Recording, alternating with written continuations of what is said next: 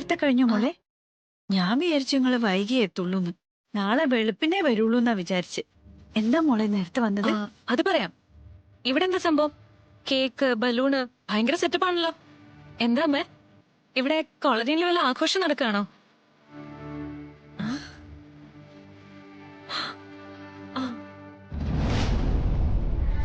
Congratulations Aparna. എനിക്ക് ആശംസകളോ? എന്താ അമ്മ ഇത്? മോളെ, ഇവിടെ കോളനിയിൽ ഗണേശനും വേണുവേട്ടനും ചേർന്ന് മോക്കൊരു സ്വീകരണം തരാൻ തീരുമാനിച്ചു. CEO ആയോണ്ട് നിങ്ങളെ ഒന്ന് ഞെട്ടിക്കാൻ വേണ്ടി നിങ്ങളോട് പറയാതെ ഒരുക്കങ്ങൾ നടത്തി. മോള് വരുമ്പോ അത്ഭുതപ്പെടുത്താൻ വേണ്ടി എല്ലാരും നല്ല ഉത്സാഹത്തിലായിരുന്നു. പക്ഷേ ആടെ പോയതറിഞ്ഞപ്പോ എല്ലാരും ഒന്ന് തളർന്ന് നിരാശയായിപ്പോയി. ഈ കാര്യം ഞങ്ങളോടൊന്നും പറയാറുന്നില്ലേ അമ്മയ്ക്ക്? ഞങ്ങൾ നേരെ ഇങ്ങോട്ട് വരായിരുന്നല്ലോ. എന്തൊരു കഷ്ടോ. നിങ്ങളെ ആടത്തെ സന്തോഷവും രസവും ഒന്നും കളയണ്ടെന്ന് വിചാരിച്ചു. അതിരിക്കട്ടെ, നിങ്ങളെന്താ നേരത്തെ വന്നത്? അത് പറ. പാർട്ടി നടന്നില്ല, ഞങ്ങൾ പാർട്ടിയിൽ നിന്ന് പോന്നു. അയ്യോ, എന്തു പറ്റി? എന്തെങ്കിലും ബുദ്ധിമുട്ടുണ്ടായോ? ശോ, കഷ്ടായിപ്പോയി. എത്ര സന്തോഷിച്ചിട്ടായിരുന്നു നിങ്ങൾ അങ്ങോട്ട് പോയത്. വിഷമായോ? വിഷമോ? ആർക്ക്? ദേ, ആഘോഷിക്കാൻ എല്ലാം ഒരുക്കിയിട്ടേക്കല്ലേ. നമ്മൾ ഇവിടെയാ ആഘോഷിക്കുന്നേ. ഇവിടെയാ നമ്മൾ അടിച്ചു പൊളിക്കാൻ പോകുന്നേ.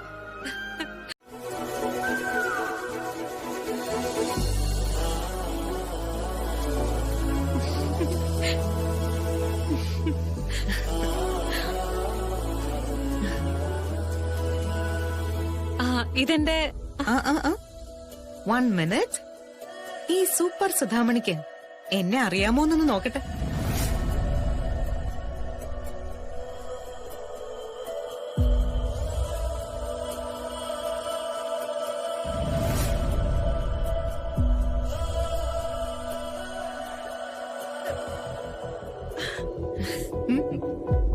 മഹിമ ഡോക്ടർ.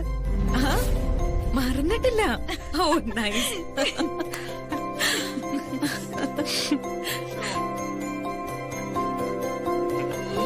എല്ലാവർക്കും നമസ്കാരം. ഞാൻ ഡോക്ടർ മഹിമ, അപർണയുടെ ആന്റി. ഇവിടെ ഇങ്ങനെ ഒരു പാർട്ടി നടക്കുന്നു എന്നറിഞ്ഞ് ഞാൻ ക്ഷണിക്കാതെ തന്നെ ഇങ്ങി വന്നതാ.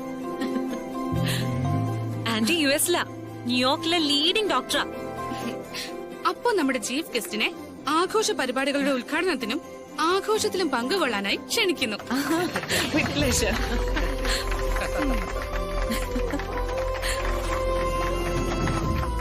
ആദ്യം കേക്ക് കട്ടി. ആഘോഷത്തിന്റെ ബ്രേക്ക് ടൈമിൽ കേക്ക് കട്ട് ചെയ്യാം.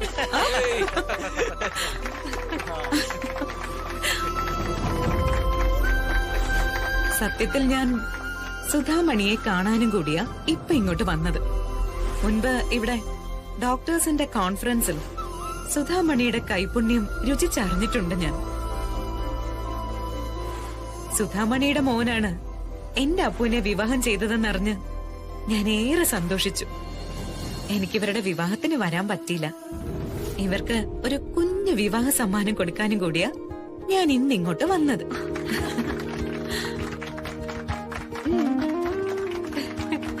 Thank you.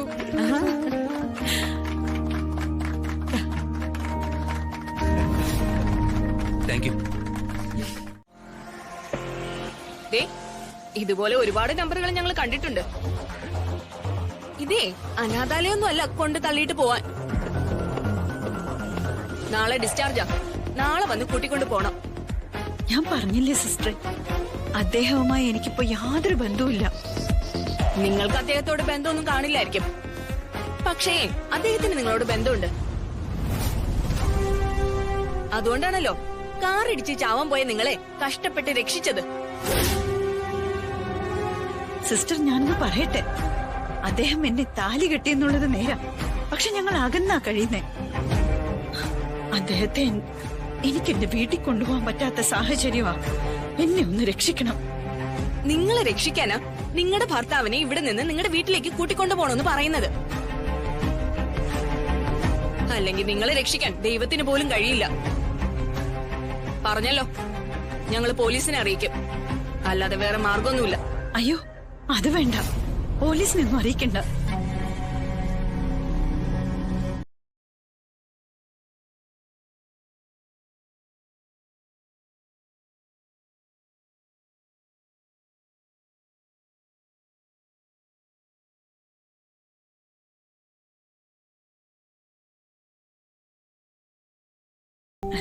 ഏയ് ഒന്നുമില്ല. Okay Sudhamani, sorry. എന്റെ ഒരു സഹോദരിയെ പോലെ കണ്ടിട്ടാ ഞാൻ സ്വാതന്ത്ര്യം എടുത്ത് ഓരോന്ന് ചോദിച്ചത്. ഒരാള് ഫോൺ ചെയ്യുന്നത് ശ്രദ്ധിക്കാൻ പാടില്ലെങ്കിലും സുധാമണിക്ക് എന്തോ പ്രശ്നമുണ്ടെന്ന് തോന്നിയപ്പോഴാ എന്താ കാര്യമെന്നറിയാൻ ഞാൻ പുറകെ വന്നത്. സോറി സുധാമണി. സുധാമണിയുടെ പേഴ്സണൽ കാര്യങ്ങളിൽ ഇടപെട്ടതിന് എന്നോട് ക്ഷമിക്കണം. അയ്യോ, അങ്ങനൊന്നും പറയരുത്. അപർണമോളുടെ വീട്ടിലെ ആഘോഷത്തിൽ നിന്ന് മാറി ഇവിടെ ഈ കോളനിയില് ഞങ്ങൾക്കൊപ്പം വന്നപ്പോ തന്നെ അറിയാം ഈ മനസ്സിന്റെ വലിപ്പവും ആത്മാർത്ഥതയല്ല. ഞാൻ എന്റെ വിഷമങ്ങൾ പറയാത്തത് മറ്റൊന്നും കൊണ്ടല്ല. ആര് വിചാരിച്ചാലും രക്ഷിക്കാൻ പറ്റാത്ത അവസ്ഥയില്ല ഞാനിപ്പോ. എന്താ അവസ്ഥ? അതൊന്ന് പറയൂ. പിന്നെ ഒരു കാര്യം കൂടി, എന്ത് സംഭവിച്ചാലും എന്നിൽ നിന്ന് മറ്റൊരാളിലേക്ക് ആ രഹസ്യം പോവില്ല. അത് ഞാൻ ഉറപ്പു പറയാം. അക്കാര്യത്തിൽ എനിക്ക് ഒരു ഉറപ്പും വേണ്ട, അതെനിക്കറിയാം. എങ്കിൽ പറയാം, എന്താ സുധാമണിയുടെ വിഷമം?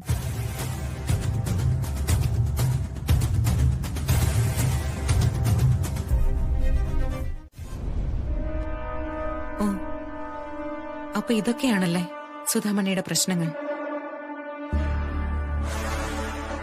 ഞാൻ ഡിവൈഎസ്പിയെ വിളിക്കാം.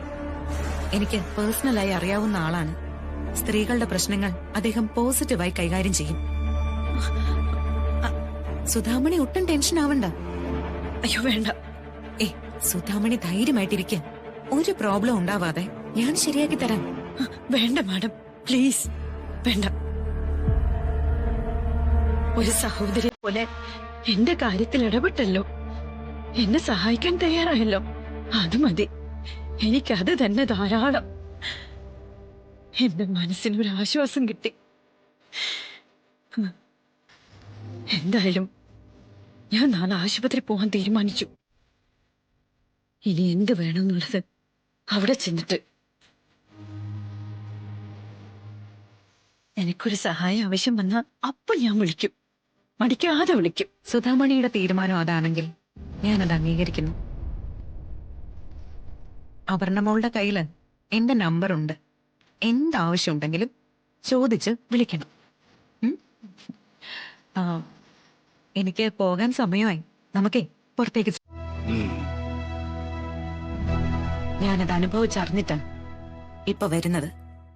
ഇവിടെ ഫംഗ്ഷന് ക്ഷണിച്ചിട്ടല്ലേ ബന്ധുക്കളൊക്കെ വന്നത്. അവിടെ പക്ഷേ ആ കോളനിക്കാര് ആഘോഷം സംഘടിപ്പിച്ചത്.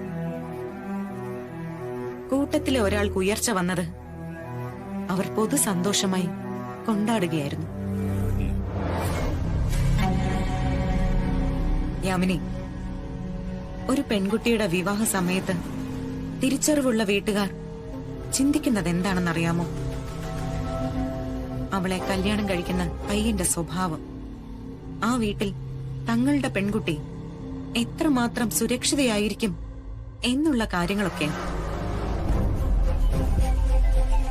ഇതിന്റെയൊക്കെ അടിസ്ഥാനത്തിലാണെങ്കിൽ സുധാമണിയുടെ വീടിന് 100-ൽ 100 മാർക്കാണ് ഞാൻ കൊടുക്കുന്നത്.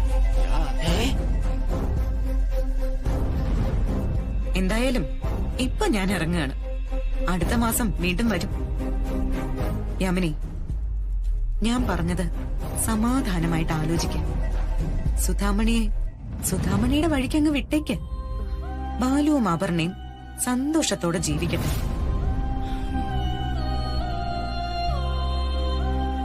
ആയിഷേട്ടാ, ഞാൻ ഇറങ്ങുക. ബൈ.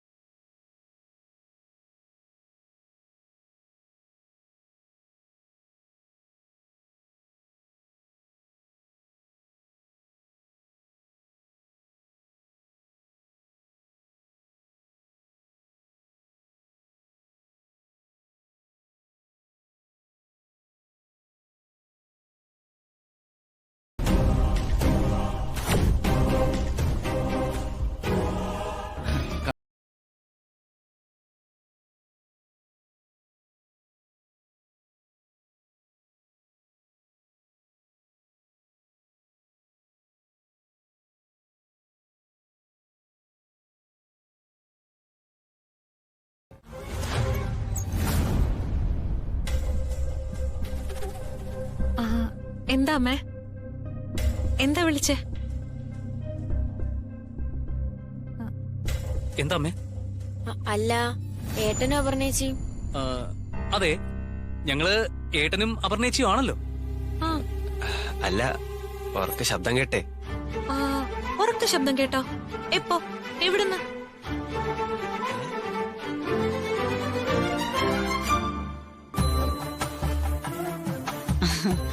ചിലപ്പോ നമുക്ക് തോന്നിയതായിരിക്കും. ആ, ഞാൻ ബാലുവിനോട് 1000 വട്ടം പറഞ്ഞിട്ടുണ്ട്, ഉറക്കെ സംസാരിക്കരുതെന്ന്. കേൾക്കുന്നവർക്കേ അത് വഴക്കാണെന്നേ തോന്നൂ. കൊള്ളാം. ഏ? അപ്പോ തന്റെ ശബ്ദോ? ആ. അതിനും നല്ല ഓളിയല്ലേ? ഞങ്ങള് കരുതി വഴക്കെന്തോ. ഹേ, എങ്ങനെ വഴക്കോ? ഞാനും ബാലും തമ്മിലോ? ഇതാണോ വഴക്ക്? ആ,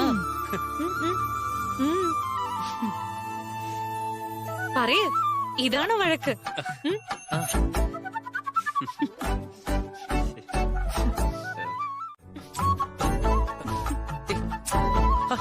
വിട്. ഇല്ല, ചോദിക്കുന്നതിന് ഉത്തരം പറഞ്ഞാലേ ഞാൻ ഈ പിടുത്തം വിടൂ. എന്നാ ഉത്തരം പറയുന്നില്ല. കൈ അവിടെ തന്നെ ഇരിക്കുമല്ലോ. തേ, ഈ കുഞ്ഞു തർക്കങ്ങളെ കൊറേ പ്രാവശ്യമായി. ഇപ്പൊ ദാ വീട്ടുകാരും കേട്ടു. ആ, പോട്ടെ. ഒരിക്കൽ കൂടി ഞാൻ അളിയനോട് ക്ഷമിച്ചിരിക്കുന്നു.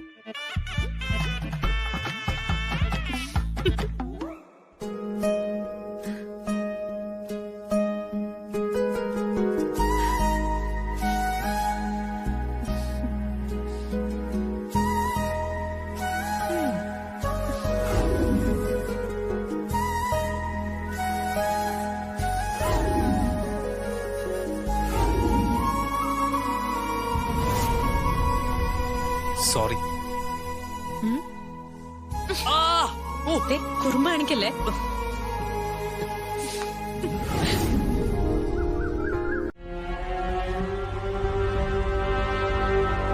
എത്രയോ നാളുകൾക്ക് ശേഷം ഇങ്ങനെ ഒരു മുറിയിൽ ഇറങ്ങുന്നത് ദാ ഇവിടെയാ, ഈ ആശുപത്രി മുറിയില്ല.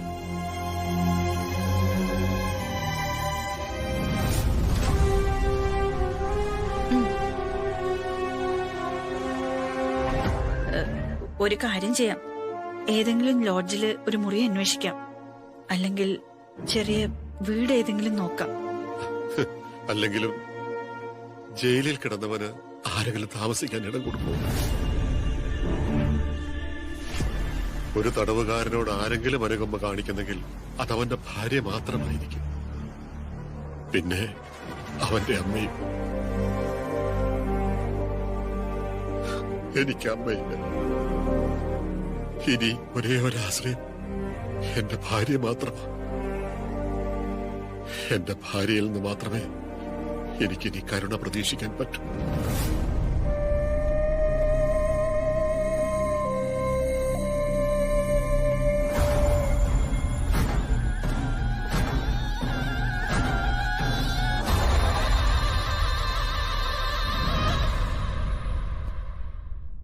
ഞാൻ നിന്റെ കൂടെ വീട്ടിലേക്ക് വന്നോട്ടെ സുധേ? ഞാൻ നിന്നെ ഒരു പ്രതിസന്ധിയിലാക്കുകയല്ല. എന്തോ ജീവിക്കാൻ വല്ലാത്ത കൊതി തോന്നുകയാ സുധേ. ശിഷ്ടകാലം ഭാര്യയ്ക്കും മക്കൾക്കുമൊപ്പം ശാന്തമായി ജീവിച്ച് സമാധാനത്തോടെ കണ്ണടയ്ക്കുക. അതിനപ്പുറം ജീവിതത്തിൽ ആഗ്രഹങ്ങളോ ലക്ഷ്യങ്ങളോ ഇല്ല.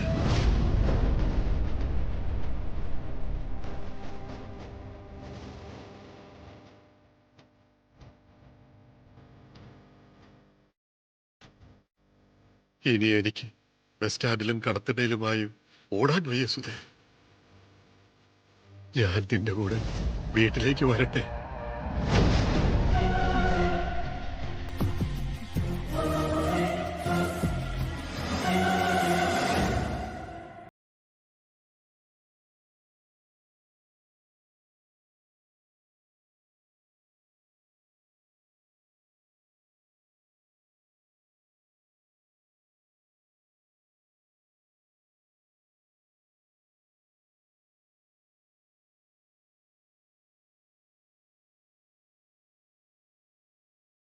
സുധേ, നിന്റെ വീട്ടിലേക്ക് എന്നെ കൊണ്ടുപോകണം.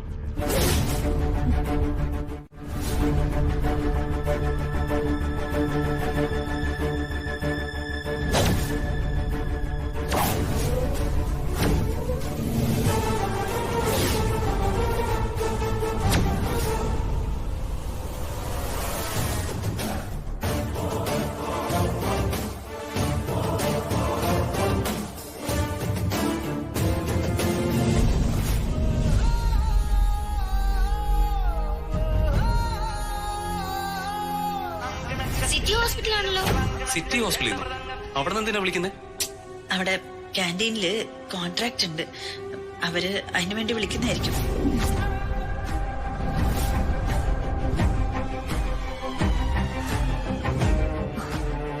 ബാലു, അച്ഛൻ മുറിയില് അമ്മയോടൊപ്പം നിൽക്കുന്നത് എന്റെ അച്ഛനാ.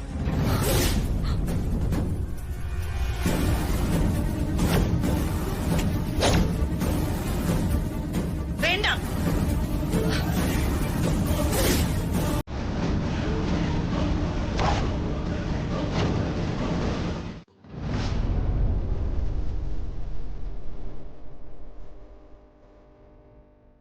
എനിക്ക് പോകാനൊരു ഇടമില്ല മക്കളെ.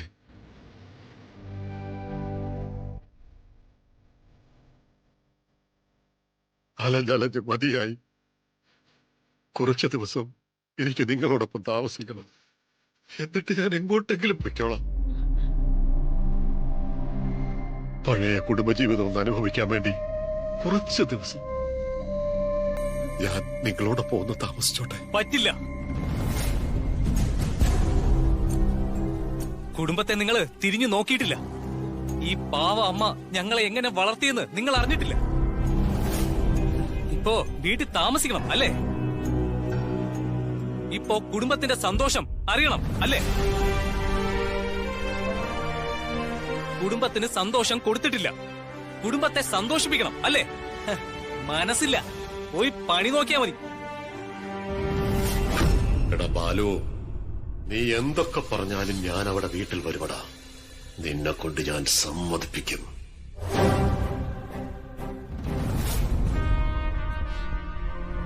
മോളെ, എന്റെ കൈവിടരുതെന്ന് പറ മോളെ. സുധാമണി, നീ ഒന്ന് പറ. അമ്മ, എനിക്കൊന്നും പറയാനില്ല. എന്റെ മൂത്ത മോൻ തീരുമാനിക്കുമല്ല. വളരെ ശരിയാ അവൻ പറഞ്ഞ കാര്യങ്ങൾ.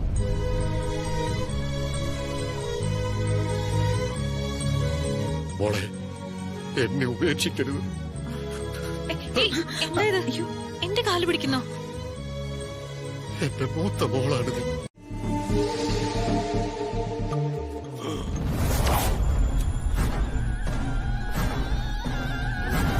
ഹലോ, ആരാ? ഞാൻ ആ സുധാമണിയുടെ വീട്ടിൽ വന്ന കാറ്ററിംഗിന് മറ്റോ ഓർഡർ കൊടുക്കാൻ വന്നതാണോ? എന്ത് കേട്ടിറങ്ങി? ആ പോടോ.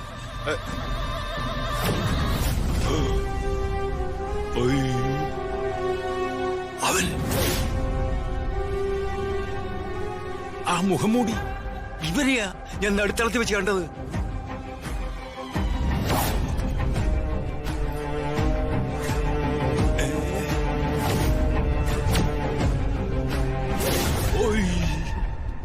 കൃഷ്ണമൂർത്തി. എന്താ പിള്ള സാറേ? ഇതാ കൃഷ്ണമൂർത്തി. ആരാ? സുധാമണിയുടെ ഭർത്താവ്.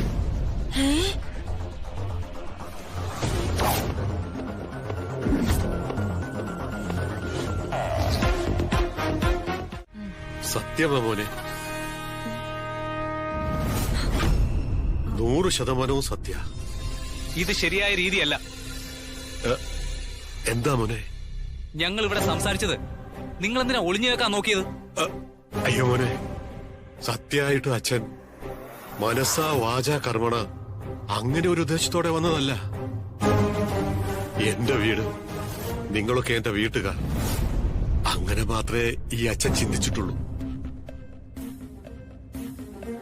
ഞാൻ ഒളിഞ്ഞു കേൾക്കാൻ നോക്കിയിരുന്നെങ്കിൽ ഒന്നും മിണ്ടാതെ ഒളിച്ചു നിൽക്കുകയേ ചെയ്യുമായിരുന്നുള്ളൂ. ഞാൻ മനസ്സിൽ ഒന്നും വെക്കാതെ ഇങ്ങോട്ട് വന്നത്. ഞങ്ങൾ ആലോചിച്ച് വേറൊന്നുമല്ല. പുറത്തേക്ക് ഇറങ്ങുകയോ മറ്റാരുടെയും കണ്ണിൽ പെടുകയോ ചെയ്യാതിരിക്കാൻ ഒന്ന് നോക്കണം എന്നാ അതാ ഞങ്ങൾ ആലോചിച്ചത്. ആ പിള്ളാന്ന് പറയുന്ന ആള് മഹാവിഷമാ. എന്തെങ്കിലും ചെറിയൊരു തുമ്പ് കിട്ടാൻ വേണ്ടി കാത്തിരിക്കുക ഓരോരോ പ്രശ്നങ്ങൾ ഉണ്ടാക്കാൻ. ഒന്നും പേടിക്കണ്ട. എന്റെ മക്കൾ അതിനെക്കുറിച്ച് ഓർത്തൊന്നും ടെൻഷൻ ആവണ്ട. ഈ സുധാമണിയുടെ തലയിൽ തൊട്ട് വേണേൽ ഞാൻ സത്യം ചെയ്യാം. വേണ്ട, എന്റെ പേര് പറഞ്ഞിട്ട് സത്യം ചെയ്യണ്ട. സോറി സുധേ, ഞാൻ അത് ഓർമ്മിച്ചില്ല. ഇതാ എന്നെ തൊട്ട് ഞാൻ സത്യം ചെയ്യും. എന്നാണ് സത്യം. ഞാൻ ശ്രദ്ധിച്ചോളാം. കാര്യങ്ങളൊക്കെ ഞാൻ നന്നായി ശ്രദ്ധിച്ചോളാം.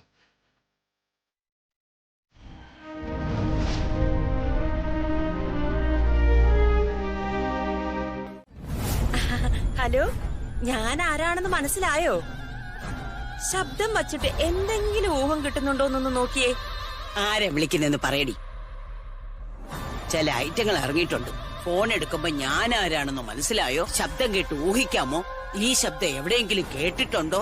അങ്ങനെ കുറെ ആവശ്യമില്ലാത്ത കൊനഷ്ട ചോദ്യങ്ങളും കൊണ്ട് ഇറങ്ങിക്കോളും. എന്റെ ശബ്ദം തന്നെ എനിക്കിവിടെ അറിഞ്ഞൂടാതെ നിൽക്കുക. അപ്പോഴാ വേറെ വല്ലവളുടെ ശബ്ദം അറിയാവോന്ന് ചോദിക്കുന്നത്. സരോജിനി ചേച്ചി, ഇത് ഞാനാ, ഒറ്റവീട് കോളനിയിലെ സുഭാഷിണി. അയ്യോ അയ്യോ, സുഭാഷിണിയോ? ആ, ഇപ്പൊ മനസ്സിലായോ? അയ്യോടി, ഞാൻ അതല്ലേ ആലോചിച്ചത്. ശബ്ദം എനിക്ക് നല്ല പരിചയം. പിന്നെ അവിടെ എന്തൊക്കെയുണ്ട് മോളെ സുഭാഷിണി വിശേഷങ്ങള്? അയ്യോടി, ഞാൻ എപ്പോഴും വിചാരിക്കും നമ്മൾ രണ്ടുപേരും ഒരേ മനസ്സുള്ളവരാണെന്ന്. സത്യം ചേച്ചി, ഞാനും ചേച്ചിയെ കുറിച്ച് എന്നും വിചാരിക്കും. അയ്യോ, ആ പിന്നെ ഇപ്പൊ വിളിക്കാൻ പ്രത്യേകിച്ച് കാരണമല്ലോ ഉണ്ടോടി? പിന്നല്ലേ, കാര്യമായിട്ട് എന്തെങ്കിലും കാര്യമില്ലാതെ ഈ സുഭാഷിണി ചേച്ചി വിളിച്ച് സമയം മെനക്കെടുത്തോ? അതെ, ഒരു കൂട്ടം പറയാനുണ്ട്. ആണോ? ആ, ഒരു മിനിറ്റ്, ഞാൻ അങ്ങോട്ട് മാറി നിൽക്കട്ടെ. അതെ, നിങ്ങൾ കേറി തൊഴുതിട്ടുവാ. എനിക്ക് ഇന്ന് അമ്പലത്തിൽ കേറിക്കൂടാ, വാലായികയുണ്ട്. എന്ത് വാലായിക? എന്റെ വകയിലൊരു ചെറിയച്ഛൻ മരിച്ചുപോയി, കൊലയുണ്ട്. അത് പറയാനാ എന്റെ അമ്മായിയുടെ മോള് സുഭാഷിണി വിളിച്ചത്. ഏത് ചെറിയച്ഛൻ? ഏത് സുഭാഷിനെയാ വിളിച്ചത്? ഓ, എന്റെ പൊന്നെ, അവരെ ഒന്നും നിനക്ക് അറിഞ്ഞൂടാ. നീ അവനെ വിളിച്ച് തൊഴുതിട്ടുവാ. എന്തായാലും ഞാൻ ഇന്ന് അമ്പലത്തിൽ വരുന്നില്ല, എനിക്ക് പൊലയുള്ളതാ. ആ, ചെല്ലു ചെല്ലു, പോടാ. പോ, നിങ്ങൾ പോകച്ചേ, പോ. ചെല്ലു. ആ, നേരെ നോക്കി പോണേ. ആ, സുഭാഷിണി, നീ പറ, കാര്യം പറ. ആ, അതെ, ചേച്ചിക്ക് അറിയാലോ, എനിക്കൊരു മനുഷ്യനെ കുറിച്ച് ദോഷം പറയുന്ന ഇഷ്ടമേ അല്ല. ഇവിടെ കണ്ട കാര്യം അവിടെ പറയാനും ഞാനില്ല. അത് പിന്നെ എനിക്ക് അറിഞ്ഞൂടെ? ഞാൻ പറഞ്ഞില്ലേ, നമ്മൾ രണ്ടും ഒരേ മനസ്സാണെന്ന്. നീ കാര്യം പറയാങ്ങോട്ട്. അതെ ചേച്ചി, ഈ മരിച്ചവർ തിരിച്ചു വരുമെന്ന് പറഞ്ഞ ചേച്ചി എന്ത് പറയും? ആ, വേറെ ആരെങ്കിലും പറയുന്നതെങ്കിലേ ആ പറയുന്നവർക്ക് വട്ടാണെന്ന് പറയും. ഇവിടെ ഇപ്പൊ പറയുന്നത് നീ ആകുമ്പോ അതിനകത്ത് എന്തോ കാര്യമുണ്ടെന്ന് എനിക്കറിയാം. അല്ല, എന്താ കാര്യം? ഏത് മരിച്ച ആളാ തിരിച്ചു വന്നേ? അല്ല, അങ്ങനെ ഒരാൾ തിരിച്ചു വന്നെങ്കിലേ അയാളെ എനിക്കൊന്ന് കാണണമല്ലോ. അതെ ചേച്ചി, മരിച്ചു പോയിട്ട് തിരിച്ചു വന്ന ആളിനെ കാണണോ? ചേച്ചി ഇങ്ങോട്ട് വാ, കോളനിയിലേക്ക് വാ. അയ്യോ, അതെന്താ സുഭാഷിണി നീ അങ്ങനെ പറയുന്നേ? എടി, ഒന്ന് വ്യക്തമായിട്ട് പറയടി. ചേച്ചി,